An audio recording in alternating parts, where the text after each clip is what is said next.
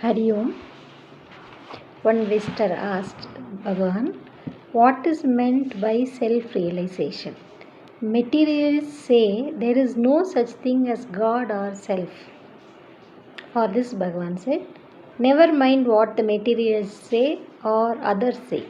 Don't bother about self or God. Do you exist or not? What is your idea of yourself? What do you mean by I?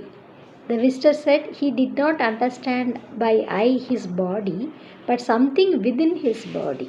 Thereupon Bhagavan continued, you concede I is not the body, but something within it. See then from where the I arises within the body.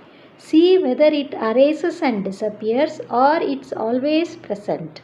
You will admit that there is an I which emerges as soon as you wake up, sees the body, the world and all else, and ceases to exist when you sleep.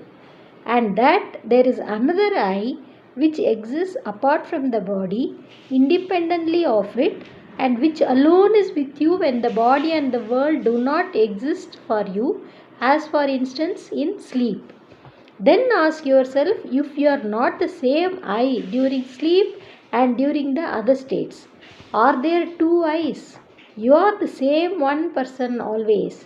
Now which can be real? The I which comes and goes or the I which always stays? Then you will know that you are the self.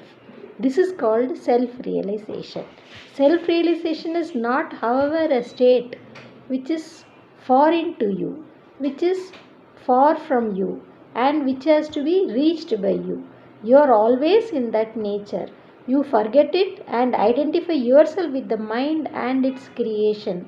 To cease to identify yourself with the mind is all that is required. To cease to identify yourself with the mind is all that is required. We have so long identified ourselves with the non-self that we find it difficult to regard ourselves as the self. Giving up this identification with the non-self is all that is meant by self-realization. How to realize? That is, make real the self. We have realized, that is, regarded as real what is unreal, the non-self. To give up such false realization is actually the self-realization. Hari Om.